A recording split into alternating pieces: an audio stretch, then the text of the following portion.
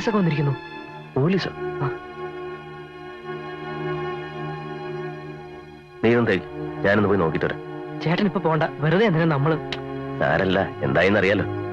ഒരാളെ കാണാതായിട്ട് പോലീസിൽ പരാതിപ്പെടാൻ ഇത്രയും ദിവസം താമസിച്ചെന്താ? ഇന്ന് വരും നാളെ വരും എന്ന് വിചാരിച്ച് കാത്തിരുന്നു. വരില്ല എന്ന് ഉറപ്പായപ്പോഴാ പരാതി തന്നത്, അല്ലേ മാമ? ശേഖരമേനോന് എത്ര മക്കളുണ്ട്? ഈ കാണുന്ന 3 മാത്രം. വേറെ ബന്ധം വല്ലതും ഉണ്ടായിരുന്നു? അതായത് രണ്ടാം ഭാര്യ, വെപ്പാട്ടി, അങ്ങനെ എന്തെങ്കിലും? അയ്യയ്യയ്യേ, ഞങ്ങൾ നല്ല അസല് തറവാട്ടുകാരാ. നീ മറിയിക്കേ. എന്തേ? താനാരാ? അത് വരെ മനസ്സിലായില്ലേ? എന്റെ പേര് പങ്കുണ്ണി മേനോൻ. മെയിൻ ബിസിനസ് അടക്ക കച്ചവടം, ചാണകച്ചവടം. ഇത് സുഭദ്രന്റെ വീട്, ഇതെന്റെ വീട്, ഇതെന്റെ വീട്. ഇടയ്ക്കേറി സംസാരിക്കാൻ താനാരോടോ? മാമ. മാമ. ആരെങ്കിലും നിങ്ങളെ ഭീഷണിപ്പെടുത്തുകയോ വെല്ലുവിളിക്കുകയോ വല്ലതും ചെയ്തിട്ടുണ്ടോ? ഇല്ല. പിന്നെ അയാൾ എങ്ങോട്ട് പോയി? അതാണല്ലോ നമ്മളോട് അവരെ അന്വേഷിക്കാൻ പറഞ്ഞത്.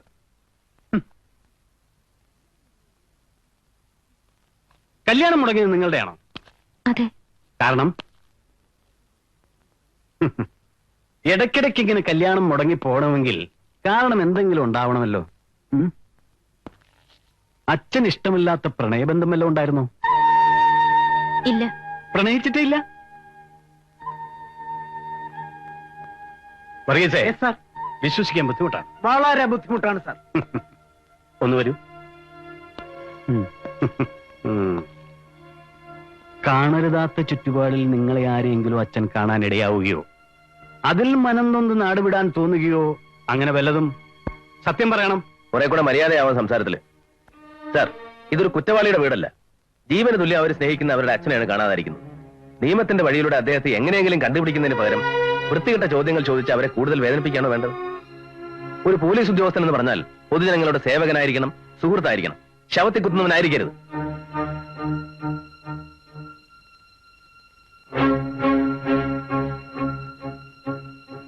Sorry sir.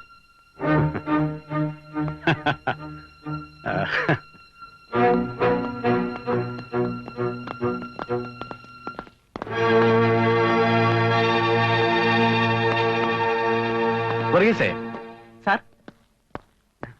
നമ്മൾ ഇപ്പൊ വന്നത് ആ ശേഖരമേനോന്റെ കേസ് അന്വേഷിക്കാൻ. അതല്ലടോ. പിന്നെ അയാൾ പറഞ്ഞ ഈ കാര്യമുണ്ടല്ലേ? ഉണ്ടോ? ഉണ്ട്. ശരിയാ, അക്ഷരം പ്രതി ശരിയാ, കാര്യമുണ്ട്.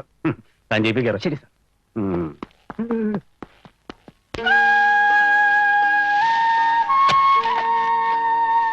ശേഖരേട്ടന്റെ വല്ല വിവരമുണ്ടോ മൂത്താരെ? ഒന്നുമില്ല. മഴ മൂപ്പരെ കാത്തേക്കില്ല കേട്ടോ. മരുന്നടിയും വളവടലും ഇപ്പൊ ചെയ്തില്ലെങ്കിലേ കൊയ്യാൻ പിന്നെ കള മാത്രമേ ബാക്കി ഉണ്ടാവൂ. ചെയ്യണം.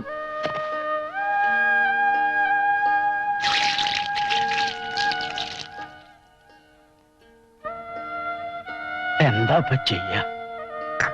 വിള നശിച്ചു പോവില്ലോ മോളെ. ആരോട് കടം വാങ്ങിയ ശീലവുമില്ല. ഗോപികയുടെ ഫീസും കൊടുത്തിട്ടില്ല. പലചരക്ക് കടയിലാണെങ്കിൽ കാശ് ഒരുപാടായി. പിന്നെ പാല്, പേപ്പർ. എന്റെ ഫീസൊന്നും സാരില്ല ചേച്ചി. തൽക്കാലം കോളേജിൽ പോയില്ലാന്ന് വെച്ച് ഒന്നും വരാനില്ല. ആരാ പറഞ്ഞേ ഒന്നും വരാനില്ലെന്ന്? അച്ഛന്റെ പെട്ടിന്ന് ഒപ്പിട്ടൊരു ചെക്ക് ലീഫ് കിട്ടി മുത്തച്ഛ. ബാങ്കിൽ പോയി നോക്കിയാലോ എന്ന് ആലോചിക്കുക. എങ്കിൽ മുത്തശ്ശൻ പോവാൻ മോളെ. അത് ചെക്ക് ലീഫിൽ തുക എഴുതിയിട്ടില്ലല്ലോ. അക്കൗണ്ടിൽ എത്ര രൂപയുണ്ടെന്ന് ചോദിച്ചിട്ട് വേണം തുക എഴുതാൻ. ഞാൻ പോകുന്ന നല്ലത്.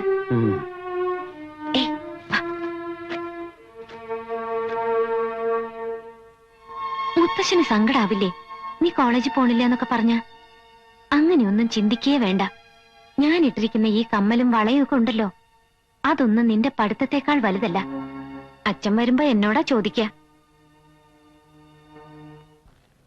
ഈ ചെക്ക് ക്യാഷ് ചെയ്യാൻ പറ്റില്ല. അതെന്താ? മിസ്റ്റർ ശേഖരമേനോൻ മിസ്സിംഗ് ആയതുകൊണ്ട് ബാങ്ക് അക്കൗണ്ട് ഒക്കെ മരവിപ്പിച്ചിരിക്കുക. Police case ആയതല്ലേ. ഇത് അച്ഛൻ തന്നെ ഒപ്പിട്ട ലീഫാണല്ലോ. ശരിയാണ്, പക്ഷെ ഡേറ്റ് ഇന്നത്തെ അല്ലേ. ഇത്രയും ദിവസം മുമ്പ് കാണാതായ ശേഖരമേനോൻ ഇന്നത്തെ ഡേറ്റിൽ എങ്ങനെ ഒപ്പിടുമെന്നാണ് മാനേജർ ചോദിക്കുന്നത്. ഒന്ന് സഹായിക്കാൻ പറ്റുമോന്ന് ചോദിക്കൂ.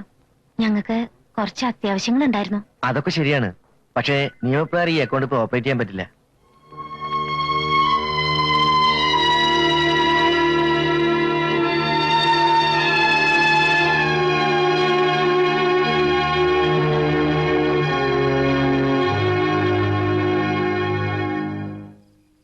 രാമനെ വേറിട്ടു ജീവിച്ചു ഞാനിനി ഭൂമിയിൽ വാഴുന്നതില്ലെന്നു നിർണയം എന്നതു കേട്ടൊരു ഭൃത്യജനങ്ങളും മന്നവൻ തന്നെ എടുത്തു കൊടുത്തു കൗസല്യതൻ മന്ദിരത്തിങ്കലാക്കേടിനാരം നേരം വന്നോരു ദുഃഖേന മോഹിച്ചു വീണിതു. രാമ രാമ രാമ രാമ രാമ രാമ രാമ രാമ രാമ. എന്താ അവിടെ തന്നെ നിന്നത്? കേറിയിരിക്കൂ, വരൂ, ഇങ്ങോട്ട് ഇരിക്കൂ. അല്ല, ഞാൻ ഇറങ്ങ. പിന്നെ കഴിഞ്ഞ മാസം സിമന്റ് വന്നപ്പോ ഞാൻ കുറച്ച് കാശ് മേനോൻ സാറിന്റെ അടുത്ത് വാങ്ങിയിരുന്നു. അത് തിരിച്ചു കൊടുക്കാൻ പറ്റിയില്ല. ഇപ്പോഴാ പണം കയ്യിൽ വന്നത്. എന്നാ പിന്നെ അതിവിടെ ഏൽപ്പിച്ചിട്ട് പോകാന്ന് വിചാരിച്ചു. അത് മോളുടെ കയ്യിൽ കൊടുത്താൽ മതി. മോളെ അല്ല, പറഞ്ഞാ മതി.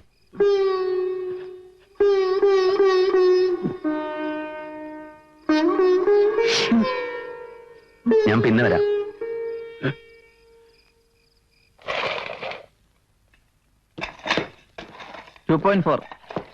ആ മതി.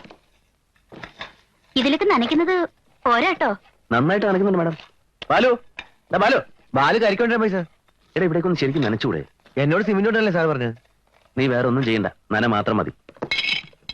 ഒന്നുകൂടെ നനയ്ക്കാൻ ഏർപ്പാട് ചെയ്തിട്ടുണ്ട് മാഡം. ചെക്ക് കിട്ടിയില്ലേ? കിട്ടി. അതിന് മാഡത്തിനോട് നന്ദി പറയാൻ കാത്തിരിക്കായിരുന്നു ഞാൻ. മാഡം ഒരാളുള്ളതുകൊണ്ടാണ് ഇതൊക്കെ ഇത്ര എളുപ്പം നടന്നത്.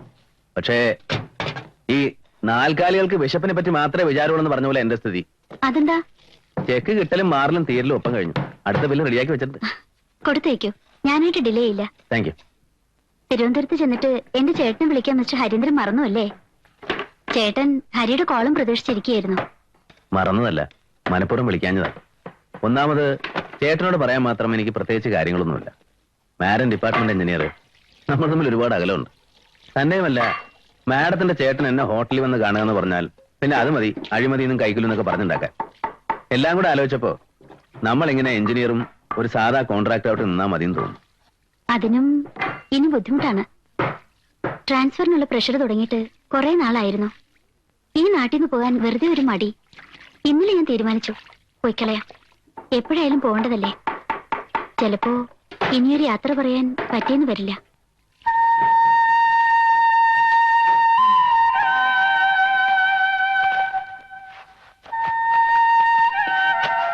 എന്റെ ഹൗസ് ഓണറിന്റെ മോളാണ് ദേവിക അല്ലേ? അതെ. ബാലു പറഞ്ഞിട്ടുണ്ട്. എഞ്ചിനീയറാണ്. ഹലോ, കാണാൻ കഴിഞ്ഞതിൽ സന്തോഷം. വരട്ടെ.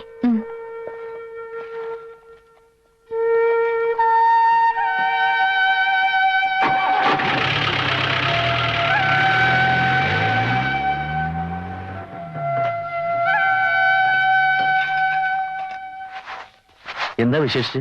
രാവിലെ കാണാന്ന് വിചാരിച്ച് ചെന്നപ്പോഴേക്കും നിങ്ങൾ ഇങ്ങോട്ട് പോന്നു. അതെ, ഇന്ന് നേരത്തെ പോന്നു. ഇൻസ്പെക്ഷൻ ഉണ്ടായിരുന്നു. ഇന്നലെ മുത്തശ്ശനെ ഏൽപ്പിച്ചതാ. നിങ്ങൾ അച്ഛൻ്റെന്ന് വാങ്ങിയതാന്നല്ലേ പറഞ്ഞത്? അച്ഛൻ വരുമ്പോ കൊടുത്താ മതി. അല്ല, ഇതവിടെ ഇരുന്നോട്ടെ. വേണ്ട. ഒന്നാമത് കോൺട്രാക്ടർ എന്തെങ്കിലും തരാനുണ്ടെന്ന് അച്ഛൻ ഞങ്ങളോട് പറഞ്ഞിട്ടില്ല. കടം കൊടുക്കാനുള്ളതായാലും കിട്ടാനുള്ളതായാലും സാധാരണ പറയാറുണ്ട്. ഇത് മറന്നാവും ചിലപ്പോ. സാരമില്ല. ഏതായാലും ഞങ്ങൾ ഇത് വാങ്ങാൻ പാടില്ല. പിന്നെ അടുത്ത മാസത്തെ വാടക കുറച്ച് നേരത്തെ കിട്ടിയാ കൊള്ളായിരുന്നു. വരട്ടെ.